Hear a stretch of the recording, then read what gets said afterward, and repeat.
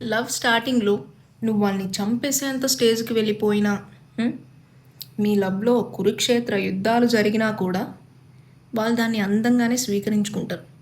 అంటే స్టార్టింగ్లో మీకు మీకు ఎన్ని గొడవలైనా 100 మెసేజ్లు 100 మిస్డ్ కాళ్ళు, ఆ కేరింగ్, అది నువ్వు అసలు తట్టుకోలేవు, బాగా గొప్ప అయిపోతావు నీకు నువ్వే. అంటే నేను చూస్తూ ఉంటా కదా చాలా మా ఫ్రెండ్స్లో అందరినీ. అదంతా అప్పుడండి. ఇప్పుడు నేను మారిపోయానండి. కానీ ఒక సెట్ అయిన టైం పీరియడ్ అయిపోద్ది చూడు, అప్పుడు మొదలవుద్దిరా. నువ్వు ఏ అన్న గొడవే అవుద్ది, నువ్వు అన్న గొడవే అవుద్ది. అంటే నువ్వు నోరెత్తే చాలు గొడవకే దారి తీస్తుంది. నువ్వు దాన్ని అస్సలు తట్టుకోలేవు. నువ్వు వాళ్ళు రెచ్చగొడతారు, నువ్వు రెచ్చిపోతావు. ఇంక అంతే, అంతకుమించి ఇంకేం ఉండదు. ఆరెంజ్ సినిమా చూసావు కదా, లవ్ కొంతకాలమే బాగుంటుంది. ఆ సినిమా నిజంగా నిజం చెప్తున్నా. లవ్ ఈజ్ లైక్ క్యాన్సర్ అబ్బా.